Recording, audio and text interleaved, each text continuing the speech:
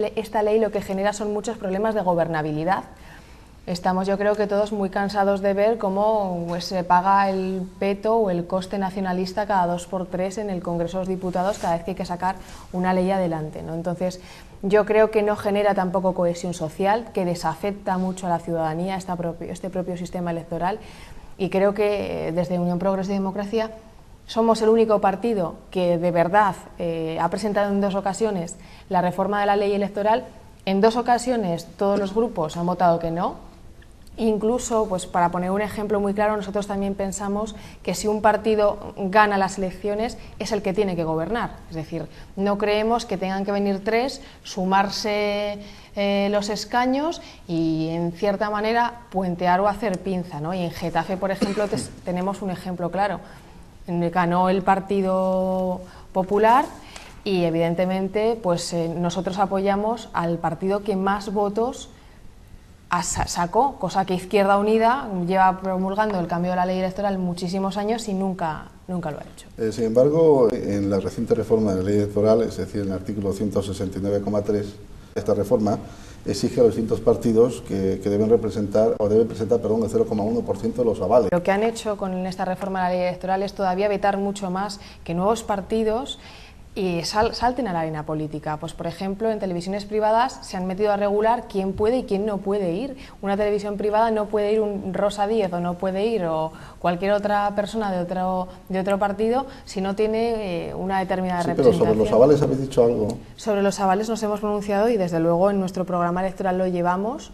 Es de las primeras cosas que llevamos y nos hemos pronunciado en contra, ¿eh? Nosotros no entendemos que haya que pedir avales para concurrir a las elecciones, es una traba más. Me parece muy bien. Juan, en ese sentido también vosotros tenéis alguna experiencia. Yo cambiando un poquito de asunto porque luego hablaremos de este tema con Luis, porque claro, al ser el candidato, pues quizás nos pueda decir qué es lo que ha ocurrido y qué experiencia tiene en la lista del Partido de la Libertad.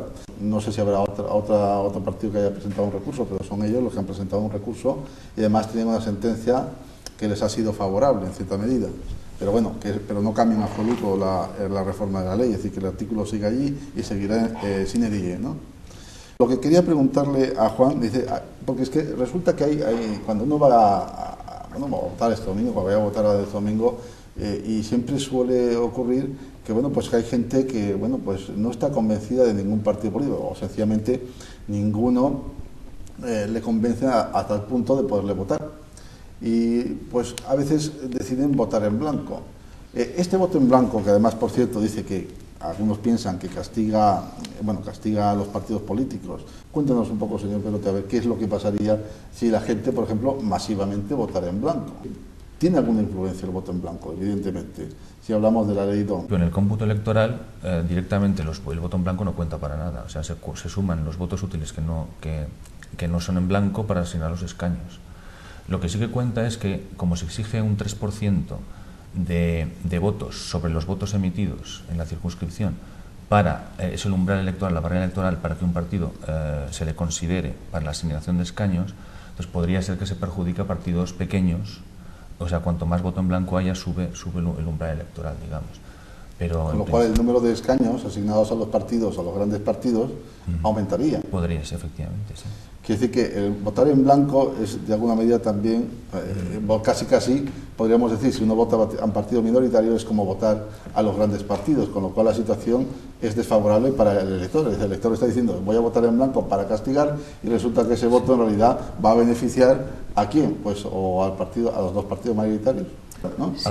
Mejora la situación de los partidos y de los partidos más mayores, precisamente porque es como el sistema, la ley DON da digamos una ventaja a los partidos mayoritarios, los que más votos consiguen. Entonces el votar en blanco no es exactamente repartir el voto de todos los demás o negar tu confianza en ninguno, sino que efectivamente beneficia un poquito más a los que tienen más votos.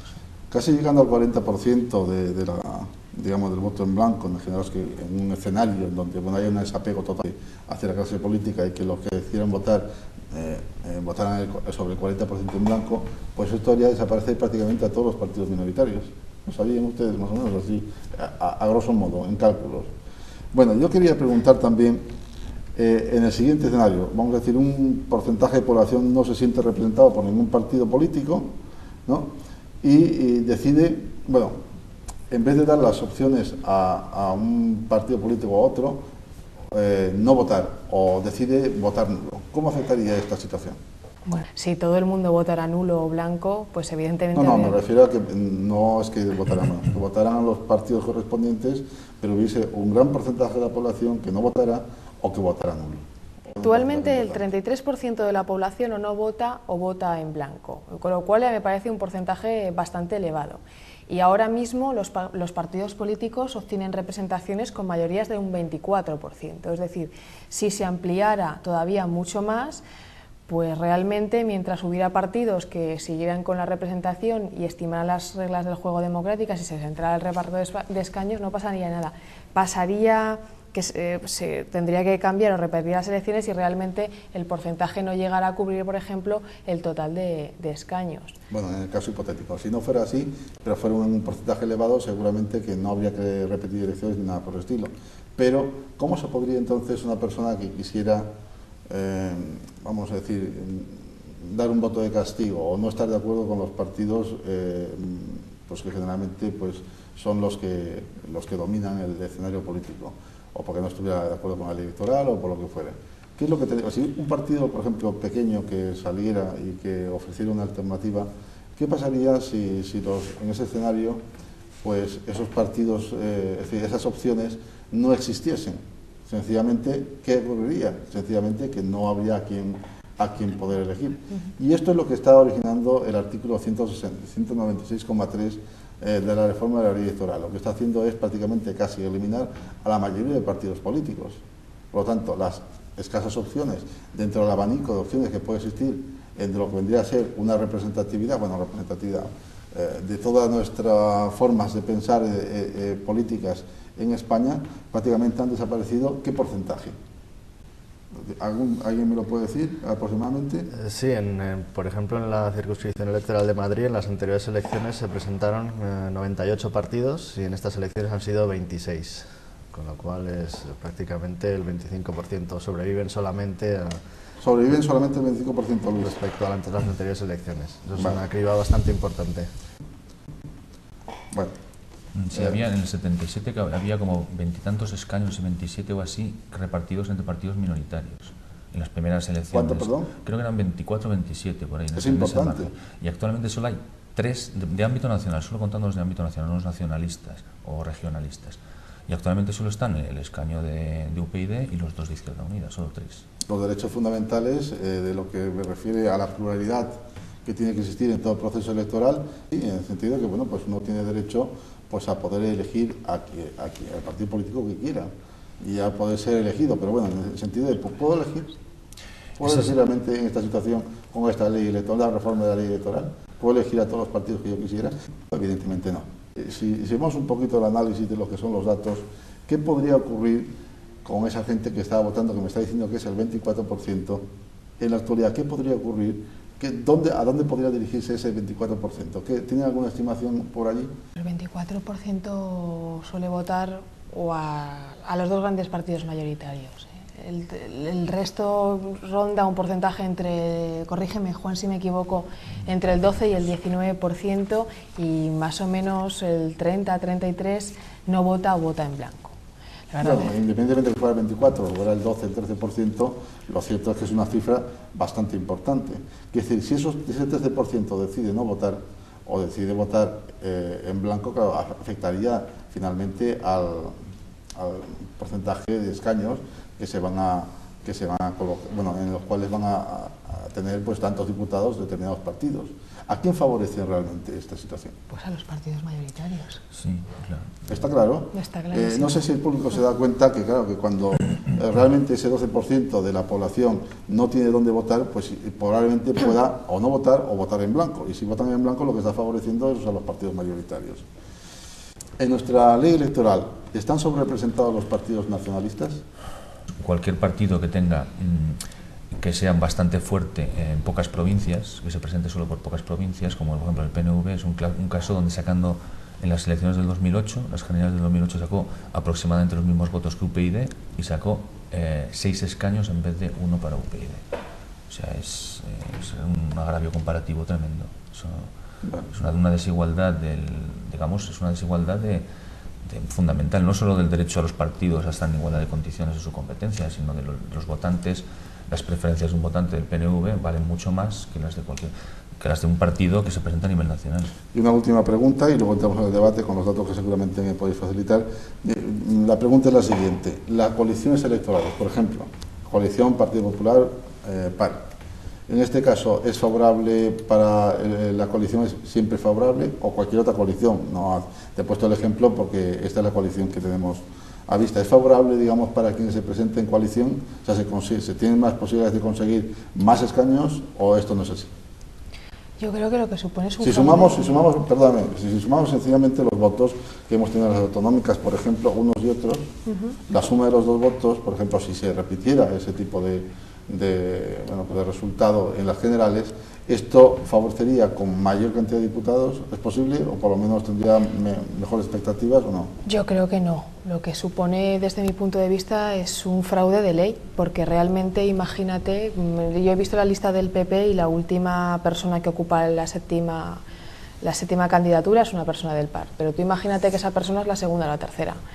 Y vas a votar a la coalición PP-PAR y luego cuando se configuran las Cortes Generales, ¿dónde va el PAR? ¿Al grupo mixto? Entonces, ¿qué estás ofreciendo en tu papeleta? Estás ofreciendo en tu papeleta algo que realmente a la hora de ejecutarse, cuando se repartan los escaños, lo que estás ofreciendo en muchos casos es un fraude de ley, permitido por la propia ley electoral. Y al hilo de lo que decía Luis, yo creo que en el caso de los partidos pequeños es el que se pasan el sufragio pasivo. Todos tenemos derechos a ser electores y elegibles, y en vuestro caso os han prohibido, ¿no? Os están vulnerando el sufragio pasivo, si no me equivoco, ¿es así? Exacto. Se nos ha impedido presentarnos en todas las circunscripciones electorales de España, menos en dos, Madrid y Zaragoza. Entonces, para nosotros es una limitación enorme, para nosotros y para otros muchos partidos. La prueba es que ningún partido extraparlamentario en estas elecciones ha conseguido presentarse en todas las provincias, ninguno. Y hay partidos con gran apoyo mediático y de medios y de personas y de afiliados detrás, ¿eh? No estamos hablando de partidos minoritarios muy pequeños. Don Juan Perote, yo quería hacer una última pregunta antes de entrar a la rueda de preguntas de mis invitados. En esta democracia que tenemos, con este sistema electoral, ¿cómo favorecería a nuestro sistema electoral que hubiese listas abiertas? Bien, las listas abiertas es un tema que afecta a la libertad de elección del votante. O sea, ahora mismo el sistema, la estructura del voto es simplemente una lista que la han creado cada partido con una serie de personas sobre las cuales el votante no tiene ningún poder de decidir quién va a ser su representante. Nosotros, por ejemplo, en el Partido Libertad Individual proponemos la apertura de listas y el desbloqueo de las listas, que quiere decir que cada votante pueda elegir el orden en el que, ese es el desbloqueo, el orden en el que adquirirán el escaño cada uno de los candidatos de una misma lista electoral, y también la apertura de listas en el sentido que se pueda elegir también candidatos de incluso diferentes partidos. Entonces, esto es importante porque la elección del votante, que es donde reside la soberanía popular, pues tenga la máxima capacidad de decisión. Por ejemplo, en el tema de las alianzas de los partidos también se le está negando la capacidad de decidir cuál les gusta más, ¿no? Cuando se ofrecen una lista conjunta de todos ellos incluso. Entonces, hay varias fórmulas. De hecho, somos el único país con Italia y Portugal de la Unión Europea que tiene a la vez listas cerradas y bloqueadas, que es desde siempre, desde la LOREC. Esto es una cosa que sí que se podría cambiar, sí que en principio es compatible sin reforma de la Constitución, y que aumentaría bastante el poder de los votantes. Y además disciplinaría a los partidos a que ellos mismos pues, aumentar la democracia interna, se esforzaran más en conectar con las preferencias de los ciudadanos y, digamos, la competencia electoral sería más viva, sería más importante.